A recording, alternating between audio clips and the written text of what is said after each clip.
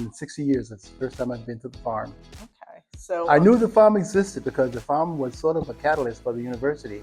And at that time, you know, everybody knew that we had a nice farm out here, but most of us at that time didn't have cars. So we were confined, you know, to within walking distance of the campus. But we knew that the farm existed. We were told that a lot of the food that we ate in Murphy Hall came from the farm. Murphy Hall was where the cafeteria was at the time, back in 1968. you said you grew up on a farm, Yes. so you didn't tell me about that and your experience here. Well, it was a learning experience. We learned work ethics, but it was not a pleasurable experience.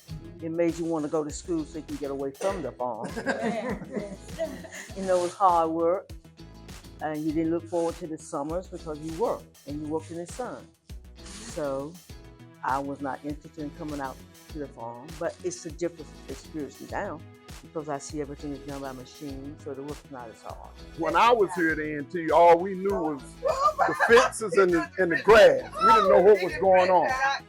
This tour has enlightened me to the point that I had no idea A&T was into the modern era of breeding and raising cattle and growing food, which is the staple of this country. I'm so proud to know this.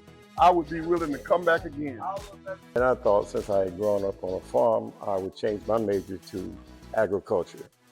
But when I went over to interview with the head of the department, he made it explicitly clear that I would have to work on Saturday and Sunday because he told me when the cow was ready to give milk, he couldn't wait. And that was a turning point in my life, and decided to stick with physical education at the time. Well, I'm just proud to be here with my classmates. We are celebrating our 57th anniversary of graduating from here, class of 1968. At the time I was a student, I Yeah. certainly did visit the farm. And when was the last time you were at the farm? Oh, that must have been in about 1968. So tell me a little bit about what it was like then. Well, as I look at the campus overall, there's been so many changes. I had the opportunity to come back as a faculty member in the College of Business. Also became an associate vice chancellor here at North Carolina A&T, and went with Dr. Martin over to Winston-Salem State University and became provost and president of Tennessee State University. So what was it like back in 1968? Well, I can remember very vividly. Towards our graduation, we of course had the unfortunate assassination of Dr. Martin Luther King during that year, and it was very tumultuous.